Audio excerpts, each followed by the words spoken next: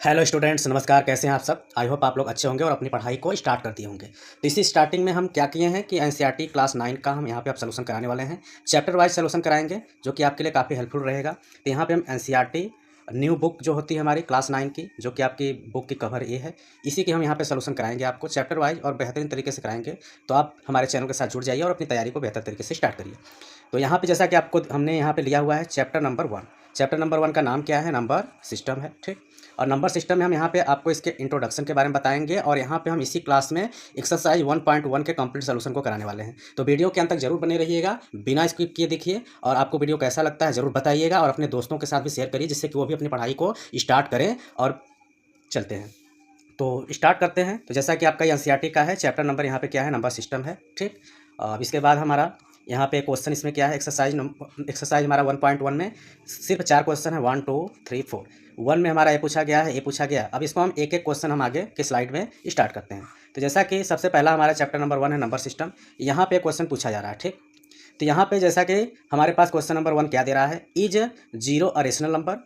Can you write in the form of P by Q where P and Q are integer and Q not equals to zero. तो सबसे पहले हमने यहाँ पे rational number का definition write कर लिया है। इसको आपको एक्सप्लेन करते हैं, बताते हैं कि रेशनल नंबर क्या होता है, फिर उसके बाद हम इसकी एक्सरसाइज को सॉल्व कराते हैं।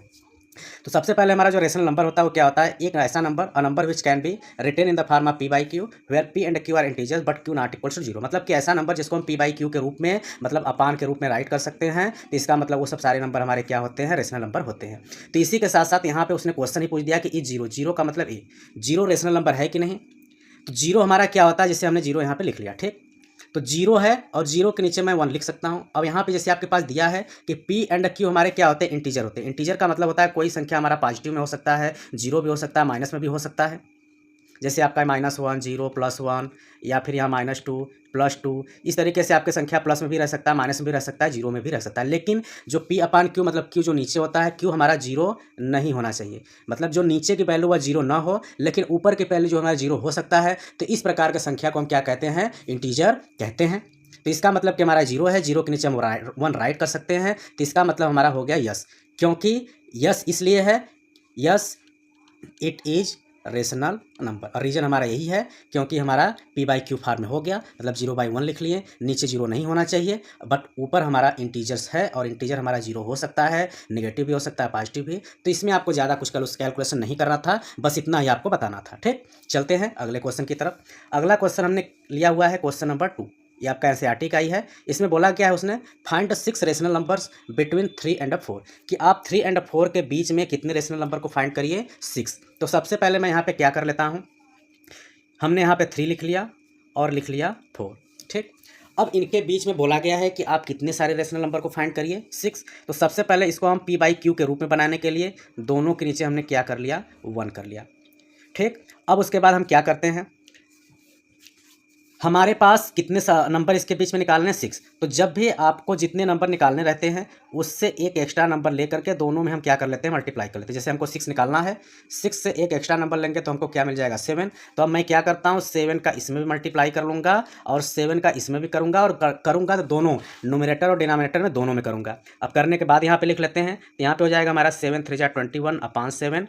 ये हमारा हो जाएगा 7 4 जा 28/7, ठीक। अब डिनोमिनेटर सेम है तो हमारा इसके बीच में नंबर मिल सकता है कि now there are 6 rational number between 3 and 4 are. अब क्या क्या हमको मिलेगा? अब जैसे 21 है, 21 के बाद क्या आएगा हमारा?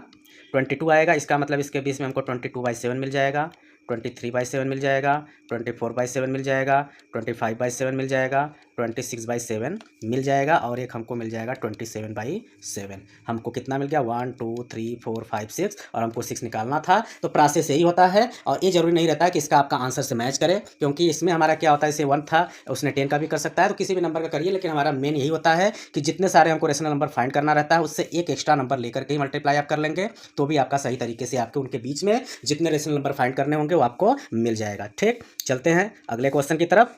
अगला क्वेश्चन क्या है? Question number 3। क्या पूछा गया है? Find 5 rational number between 3/5 and 4/5। तो यहाँ पे भी हमारा सेम चीज़ दिया गया है कि हमारे पास रेशनल नंबर क्या दिया हुआ है? 3/5 दे रहा है एंड क्या रहा है? 4/5। तो अब हमको करना क्या पड़ेगा कि हमको कितने रेशनल नंबर निकालने हैं 5।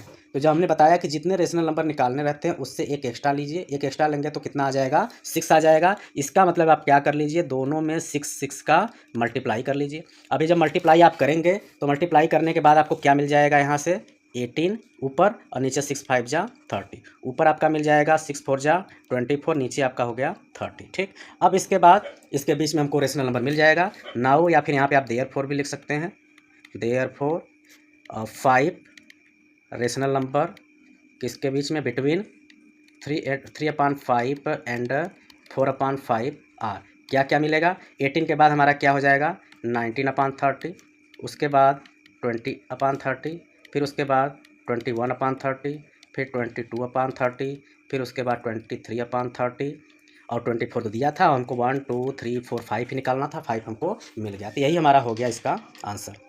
ठीक, चलते हैं अगले क्वेश्चन की तरफ। अगला क्वेश्चन हमारे पास क्या दिया है, क्वेश्चन नंबर 4 में क्या बोल रहा है कि state whether the following statements are true or false, कि ये आपका जो स्टेटमेंट दिया गया है वह आपका सही है कि गलत है, उसको बताना है। तो चलते हैं। तो सबसे पहला क्वेश्चन हमारा इसमें क्या दिया है और रीज़न भी आपको बताना है कि ऐसा क्या रीज़न है जिसकी वजह से ये जो है कि ट्रू या फॉल्स है। तो देखते हैं पहला क्वेश्चन क्या है कि every natural number is a whole number. तो नेचुरल नंबर बोल रहा है, तो नेचुरल नंबर के बारे में हमको पहले पता होना चाहिए कि नेचुरल नंबर होता क्या है। तो नेचुरल नंबर हमारा क्या होता है, इसका डेफिनेशन पहले हम देख लेते हैं। तो नेचुरल नंबर क्या होता है, all counting number, all counting number excluding zero, मतलब जीरो को छोड़ करके, मीन्स दैट 1 2 3 इस तरीके से जो भी नंबर आपका इनफाइनाइट तक होगा ये सब सारे नंबर क्या होंगे, हमारे नेचुरल नंबर होंगे। तो यहाँ पे इसने बोला क्या है कि जो नेचुरल नंबर होगा वह क्या होगा, होल नंबर होगा। अब होल नंबर क्या होता है उसके बारे में भी आपको पता होना चाहिए। तो होल नंबर जो हमारा होता है all counting number including zero,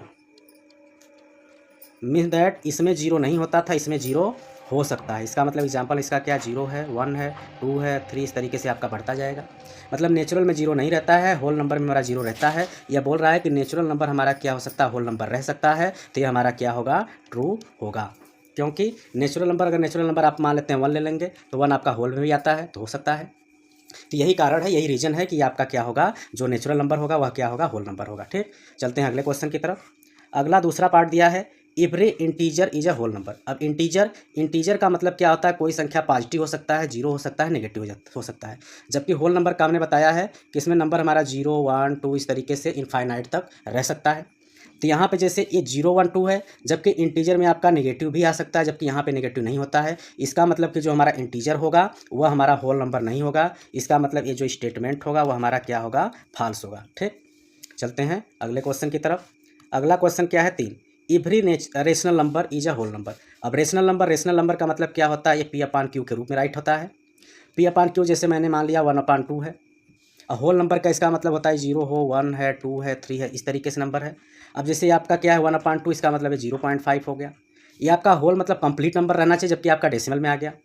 अगर कंप्लीट में रहता तो हो सकता था, लेकिन जो रेशनल नंबर होता है ये ज़रूरी नहीं रहता है कि यह हमारा होल नंबर में आए, डेसिमल भी आ सकता है। तो यही कारण है कि हमारा जो रेशनल नंबर होगा वो होल नंबर नहीं होगा। इसका कारण यह हुआ कि हमारा जो स्टेटमेंट होगा वो हमारा क्या होगा, फॉल्स होगा।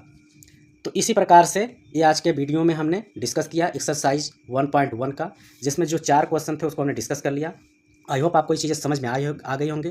तो वीडियो कैसा लगा ज़रूर बताइएगा। अब फिर उसके बाद इसके दूसरे क्लास में हम एक्सरसाइज 1.2 को देखेंगे और उसके कंप्लीट सोल्यूशन को कराएंगे। तो चैनल के साथ आप जुड़ जाइए और अपने दोस्तों को भी शेयर करिए, जिससे कि वो भी अपनी तैयारी को स्टार्ट कर दें। तो मिलते हैं अगले वीडियो में, तब तक के लिए नमस्कार।